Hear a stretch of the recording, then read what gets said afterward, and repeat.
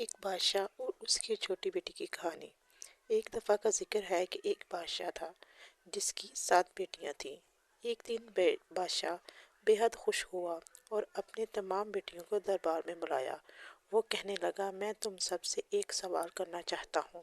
اگر تمہارا جواب مجھے پسند آیا تو میں تمہاری پسند کا انعام دیا جائے گا۔ سب بیٹیاں قطار میں کھڑی ہو گئیں۔ بادشاہ نے پوچھا، تم کس کے دیا کھاتی ہو اور کس کا دیا پہنتی ہو؟ پہلی 6 بیٹیوں نے فوراً جواب دیا، اے ابا حضور، ہم آپ کا دیا کھاتی ہیں اور آپ کا دیا پہنتی ہیں۔ یہ سن کر بادشاہ بہت خوش ہوا اور اس نے سب کو انعام و اکرام سے نوازا۔ سب سے چھوٹی بیٹی کی باری آئی تو بادشاہ نے اس کی طرف دیکھا اور اس کی آنکھوں میں معصومیت اور اعتماد تھا۔ وہ دیر دیر سے مسکراتی اور مضبوط لہجے میں بولی، اے ابا حضور، میں اللہ کا دیا ہوا کھاتی ہوں اور اللہ کا دیا ہوا پہنتی ہوں۔ جو کچھ بھی میرے پاس ہے وہ میرے اللہ کی عطا ہے۔ یہ الفاظ سن کر دربار میں ایک لمحے کے لیے خاموشی چھا گئی۔ اس سچائی اور گہری اور سمجھ بوجھ تھی۔ ہر شخص حیران رہ گیا۔ بادشاہ کے چہرے پر حیرت سے مل جلے تاثرات تھے۔ وہ ایسا جواب سننے کی توقع نہیں کر رہا تھا۔ غصے میں اس نے کہا، اے نافرمان لڑکی، تم نے میری ناشکری کی ہے، تمہیں اس کی گستاخی کی سزا ضرور ملے گی۔ دربار میں سب لوگ دم بخت رہ گئے۔ چھوٹی شہزادی نے نہایت نرمی سے جواب دیا، جو حکم ابا حضور۔ اس کے لہجے میں نہ خوف تھا اور نہ بغاوت، بلکہ صرف عاجزی اور اللہ پر بھروسے کی جھلک تھی۔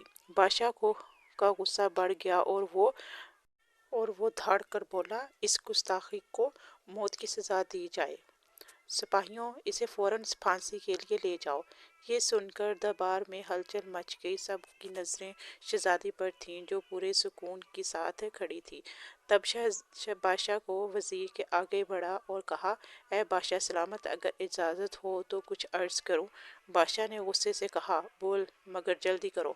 وزیر نے عاجزی سے کہا، بادشاہ سلامت، یہ آپ کی اپنی بیٹی ہے۔ اگرچہ اس کے الفاظ آپ کو ناگوار گزرے ہیں لیکن اس میں ایمان اور عقیدے کی سچائی ہے۔ بادشاہ تھوڑی دیر سوچا اور پھر حکم دیا، ٹھیک ہے، اسے پھانسی دینے کے بجائے جنگل میں چھوڑ آؤ۔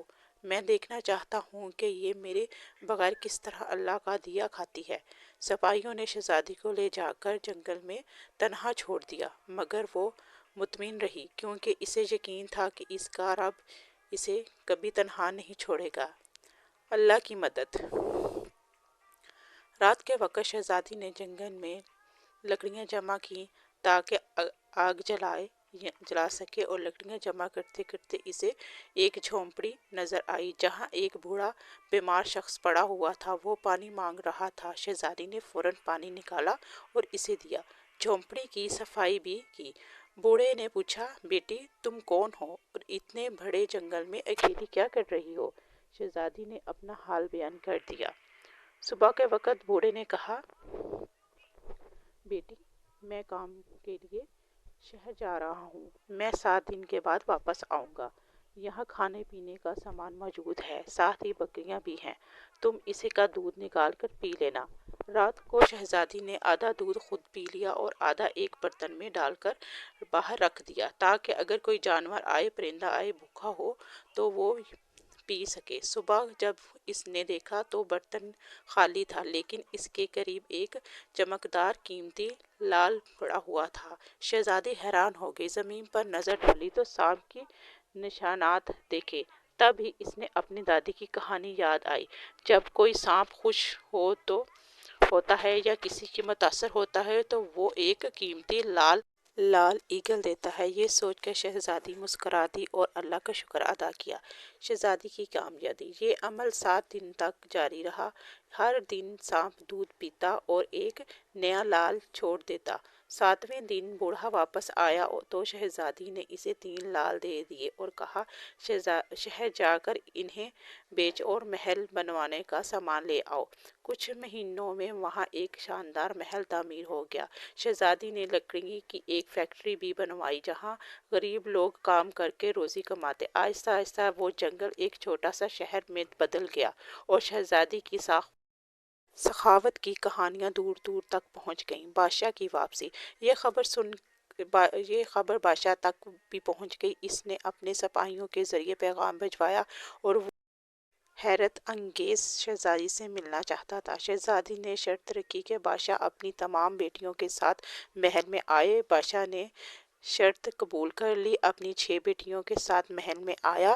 شہزادی نے 7 رنگ کے کھانے تیار کروانے اور ہر کھانے کے ساتھ وہی رنگ کا لباس پہن کر آئی۔ بادشاہ بہت متاثر ہوا مگر اس نے پوچھا تم پردے میں کیوں ہو؟ شہزادی نے کہا ابا حضور میں تیار ہو کر آتی ہوں۔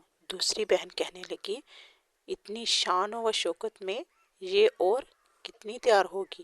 لیکن جیسے ہی شہزادی سادہ لباس میں سامنے آئی بادشاہ حیران رہ گیا۔